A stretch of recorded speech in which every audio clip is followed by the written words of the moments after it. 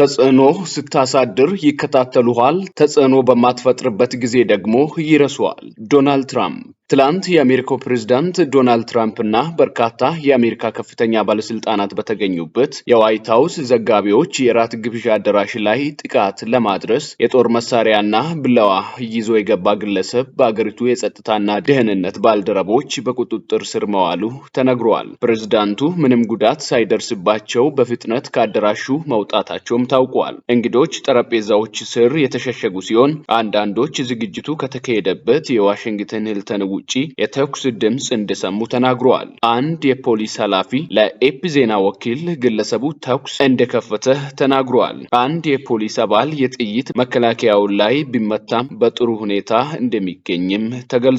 ተጠርጣሪው ኮል ቶማስ አለን የተባለ የ31 ዓመት ሰው ሲሆን ትራምፕ የታመመ ሰው ሲሉ ገልጸውታል። ተጽዕኖ ስታሳድር ይከታተሉሃል፣ ተጽዕኖ በማትፈጥርበት ጊዜ ደግሞ ይረሱሃል ሲሉ ፕሬዝዳንት ትራምፕ ከጥቃቱ ከሁለት ሰዓታት በኋላ ተናግረዋል። እራቱ ግብዣ ላይ ትራምፕ ምክትል ፕሬዝዳንት ጄዲ ቫንስ፣ የመከላከያ ሚኒስቴር ፒት ሄጌስት፣ የውጭ ጉዳይ ሚኒስቴር ማርኮ ሩቢዮ እና ሌሎች በርካታ የትራምፕ አስተዳደር ባለስልጣናት ተገኝተው ነበር። በአገሪቱ የደህንነት አባላት ጥበቃ የሚደረግላቸው ሁሉም ባለስልጣናት ከቦታው እንዲወጡ መደረጋቸውን ቢቢሲ ዘግበዋል።